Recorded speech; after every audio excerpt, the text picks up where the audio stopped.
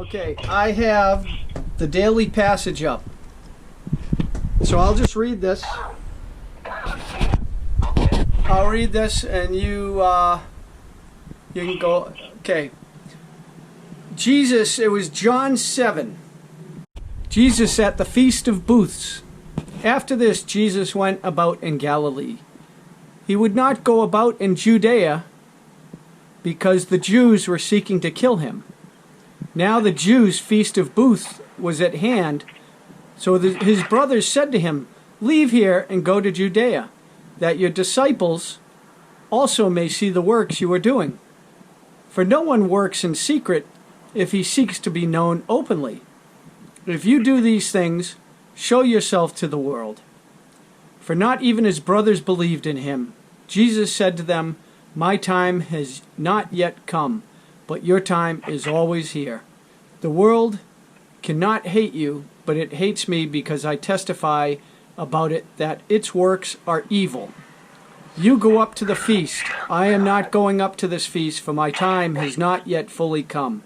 After saying this, he remained in Galilee.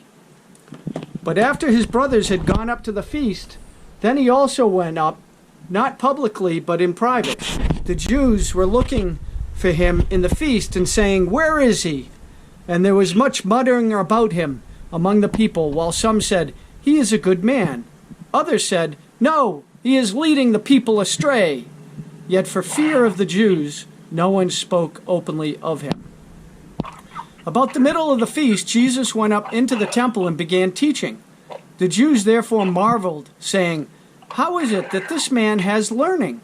When has he never studied?"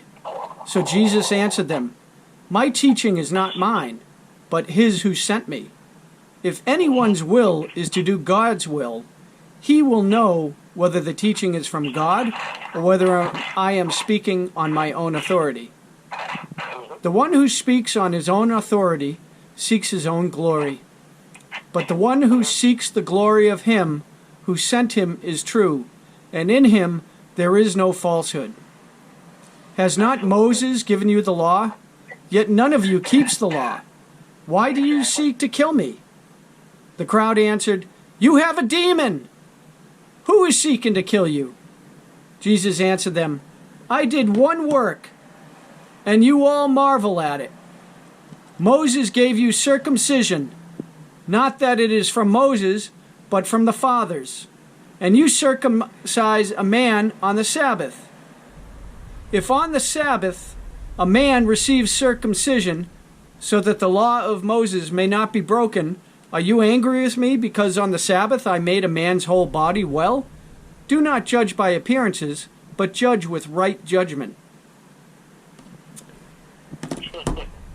And then, yeah, so the verse of the day is 7:38. So I'll just cut right to 7:38. On the last day of the feast, the great day, Jesus stood up and cried out, "If anyone thirsts, let him come to me and drink. Whoever believes in me, as the scripture has said, out of his heart will flow rivers of living water." Now this he said about the Spirit, whom those who believed in him were to receive, for as yet the Spirit has not been given, because Jesus was not yet glorified. When they heard these words, some of the people said, "This really is the prophet." Others said, "This is the Christ." But some said, "Is the Christ to come from Galilee? Has not the scripture said that the Christ comes from the offspring of David and comes from Bethlehem, the village where David was?" So there was a division among the people over him. Some of them wanted to arrest him, but no one laid hands on him.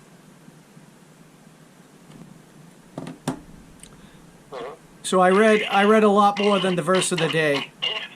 The verse of the day is very simple. It says, "Whoever believes in me, as scripture has said, rivers of living water will flow from within them." Yeah, in other words, whoever believes in him and accepts him as the Son of God, well, essentially will live in eternity. It's essentially what that's saying. And those who don't and choose not to will be the opposite, essentially. they will die. Let me ask you a question. Do you think, not just literally, but eternally? so do you think one of the common mistakes that people make, myself included, is that when they read the Bible, they try to apply it to their lives on earth when maybe it applies to their life after earth? I'd say yes or no. Meaning, I think that a lot of people, when they read it, they try too hard. What God will do is, seek, and seek, and I shall open the door. Basically, Christ says. So, what God's saying is, ultimately, if you seek Him, Dave, He's going to open the door for you. And sometimes that opening the door is going to give you certain insight and revelation at that particular moment, what you're reading in the Bible, because He knows you need it, rather than you kind of retrofitting or superimposing what you think you need by trying to suck it out of the Bible. These verses that I just read, how can we apply this to our lives? Well, see, that to me is part of the problem. You're so worried about trying to apply every single aspect and verse you read to your life. Don't worry about it. Just let it happen. It'll naturally happen on its own. There's going to be some verses you read that where you are at your point in your life at this precise second. Yeah, it doesn't mean anything. Yeah. There's no meaning at all for you. It might mean something next year, but not today. You got it, or vice versa, or earlier, after, whatever. You nailed it. And then there's going to be verses where at that precise moment, that's God kind of directing you. God speaks to everybody, Dave. He just speaks to them differently, right? There are some people on record that have literally heard Him, very few, but have heard Him. And I know one pastor. Have you ever heard Him? Never heard His voice. No, I remember that time we were asking Him at your house? Yeah. But you know what, though? I felt His presence. I have felt His presence a few times. How? Never heard Him. Just through my spirit. I just knew He was there.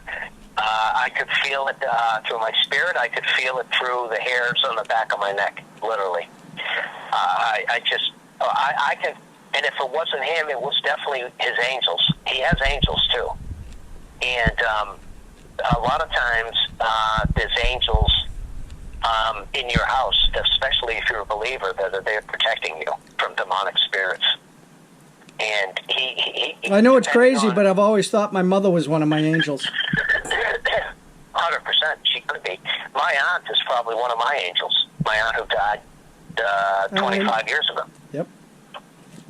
100% she looks out for me. I know she does. Now, is she looking out for me in the capacity